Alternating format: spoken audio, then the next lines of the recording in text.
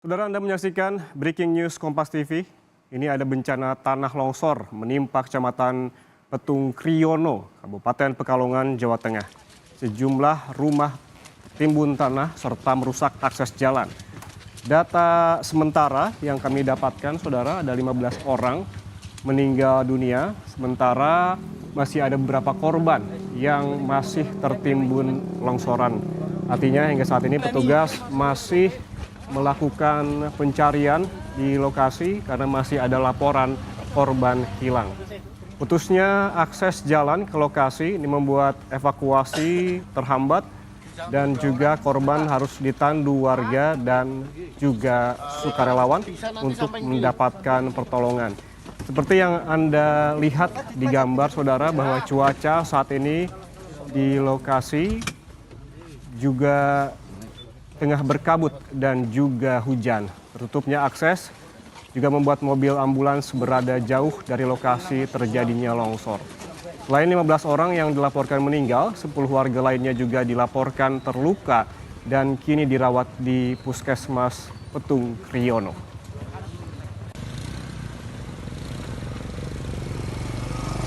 Itu banyak, mungkin 4 atau 5 sama kafe. Dan yang lain mobil-mobil juga banyak yang hancur, yang pelarut, motor juga banyak. Jadi sangat nggak bisa dihitung ya. Masih banyak yang belum ketemu korban. Kira-kira berapa Pak kalau data? Kurang tahu. Masih banyak berarti Pak? Intinya masih banyak yang belum ketemu. Kita langsung bergabung, saudara, melalui saluran Zoom. Ada Bergas Catusasi, Kepala Pelaksana BPBD Jawa Tengah. Selamat siang, Pak Bergas. Selamat siang, iya Mas. Pak Bergas, informasi terkini yang Anda dapatkan di lapangan, bagaimana proses evakuasi dan juga proses pencarian korban hilang di lokasi tanah longsor? Ya, jadi pada saat kejadian terjadi, kita menghubungi utamanya yang terkait dengan klaster SAR ya, klaster pencarian pertolongan, yaitu Basarnas. Jadi proses evakuasi korban terdampak longsor maupun banjir bandang yang ada di Petung Kriono itu kita mempercayakan kepada rekan-rekan dari Basarnas dan teman-teman relawan. Tentunya masih terkoordinasi dengan kami ya, dengan BPBD, baik BPBD Kabupaten maupun Provinsi.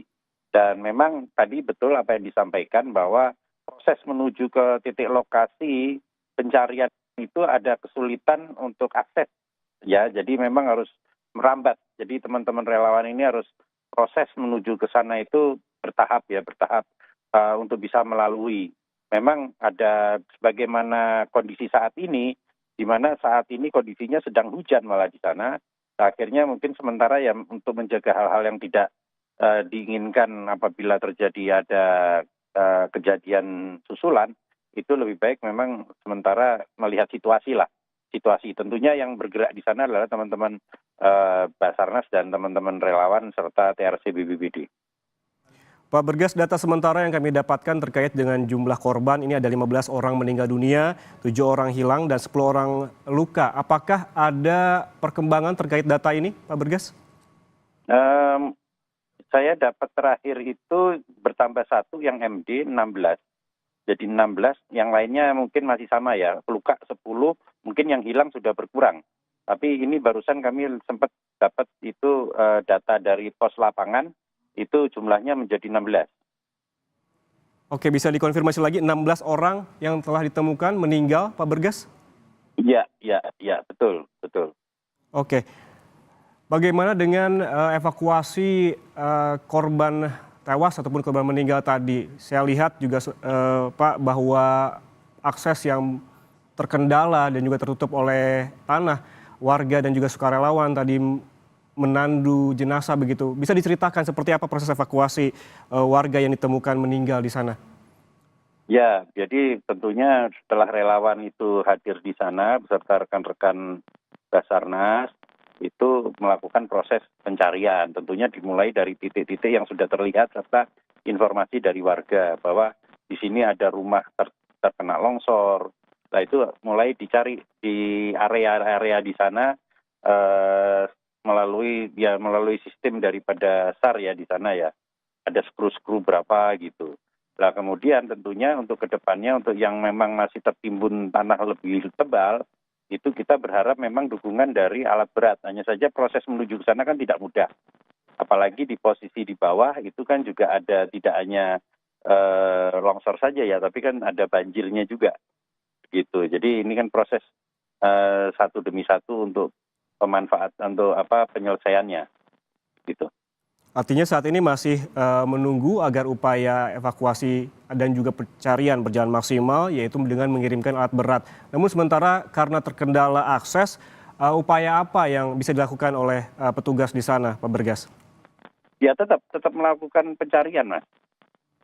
Tetap harus melakukan pencarian karena ini kan waktunya tidak panjang ya, istilahnya tidak panjang karena cuaca juga tidak, kita kan kejar-kejaran dengan cuaca.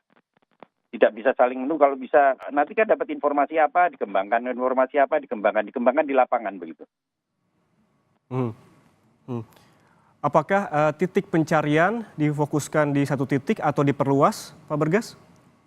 Ya, sebagaimana data yang itu kira-kira posisi ada di mana, biasanya ada areanya di situ.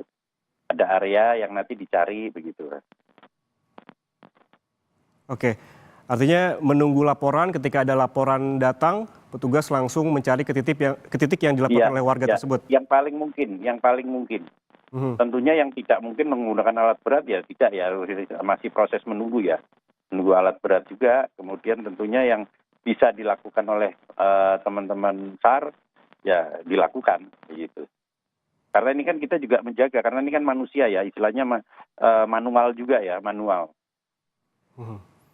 Kemudian bagaimana dengan jumlah petugas, apakah memadai, Pak Bergas? Kita melihat bahwa seperti Anda sebutkan akses yang sulit, juga lokasi yang memang tertutup tanah begitu. Apakah diperlukan bantuan tambahan petugas untuk melaksanakan pencarian korban hilang di sana? Ya, tentunya kita koordinasi dengan Basarnas, dengan teman-teman relawan potensi SAR yang memiliki kualifikasi untuk pencarian pertolongan. Nah, tentunya nanti akan bergantian ya. Kiranya ada dibutuhkan dukungan ya kita dorong lagi ke sana.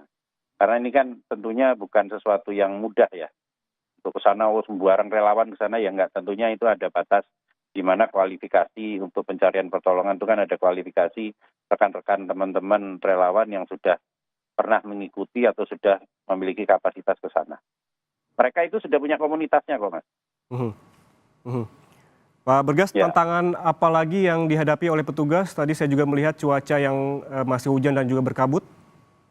Ya, tentunya kebutuhan ini ya personal daripada teman-teman relawan sendiri. Yang itu yang harus segera didorong ke sana untuk mereka bisa bertahan di sana. Itu salah satu yang kami terima, di mana kebutuhan personal butuh dukungan di sana gitu. Baik. Pak Bergas, kemudian bagaimana dengan penanganan korban terluka begitu? Tadi dilaporkan ada 10 orang luka. Bagaimana kondisinya dan seperti apa penanganannya? Ya, untuk yang luka tentunya di situ kan ada pos lapangan, ada puskesmas. Kiranya masih bisa ditangani oleh puskesmas, dilakukan oleh puskesmas. Kalau memang perlu upaya lebih lengkap lagi atau lebih tinggi lagi, tentunya kita bawa ke pelayanan kesehatan yang lebih lengkap lagi ya di bawah. Memang itu menjadi kendala tersendiri itu, menjadi kendala. Tapi kalau memang bisa tidak menunggu, bisa bergeser menggunakan milik warga kita dorong ke sana. Kita dorong untuk membantu. Artinya petugas juga meminta bantuan ataupun mengimbau warga juga untuk turut aktif begitu ya membantu petugas? Iya, betul.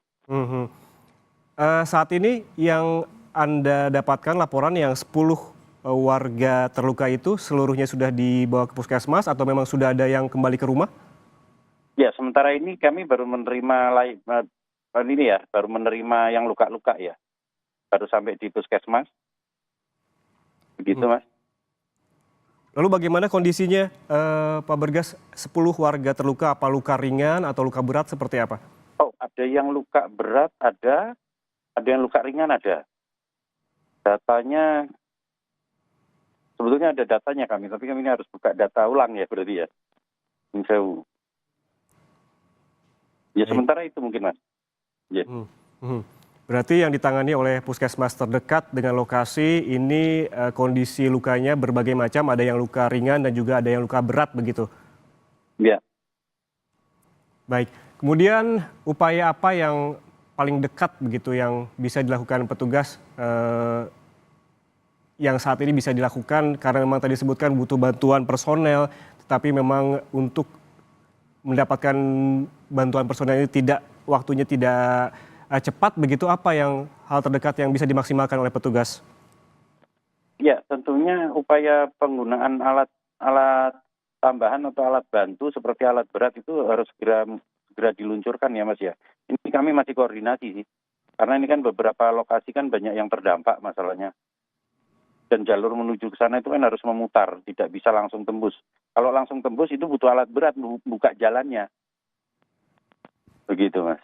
Oke, kalau saya melihat lokasi dari longsor ini hanya bisa dilalui sepeda motor. Memang jalanan ini awalnya memang bisa dilalui mobil atau memang hanya sepeda motor saja, Pak?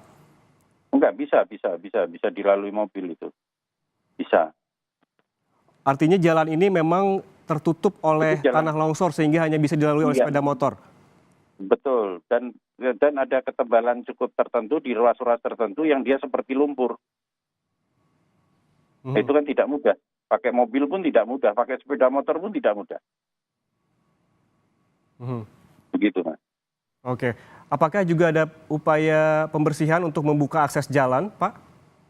Ya, itu salah satunya. Makanya kan menggunakan loader, menggunakan piku untuk pembersihan jalur itu kan menjadi penting. Jadi aksesnya harus bisa dibuka dulu untuk percepatan. Nanti percepatan tentunya sambil menunggu teman-teman di atas itu bisa melakukan aktivitas untuk pencarian selama cuaca mendukung ya tentunya ya. Tidak saling menunggu istilahnya, tidak saling menunggu. Karena kan sudah ada rekan-rekan relawan yang sudah di atas. Pos lapangan juga sudah berdiri di puskesmas itu. Selain juga terkendala cuaca dan juga akses, petugas juga berkejaran dengan waktu. Saat ini waktu menunjukkan pukul 13:34, artinya tinggal beberapa jam lagi akan gelap begitu. Apakah ada batas waktu hingga pukul berapa pencarian dilakukan, Pak? Ya, itu nanti dari tim di sana, Mas. Itu biasanya kan pencarian itu kan ada batasnya. Kalau memang dukungan Sarpras untuk mencari kurang, ya tentunya dihentikan.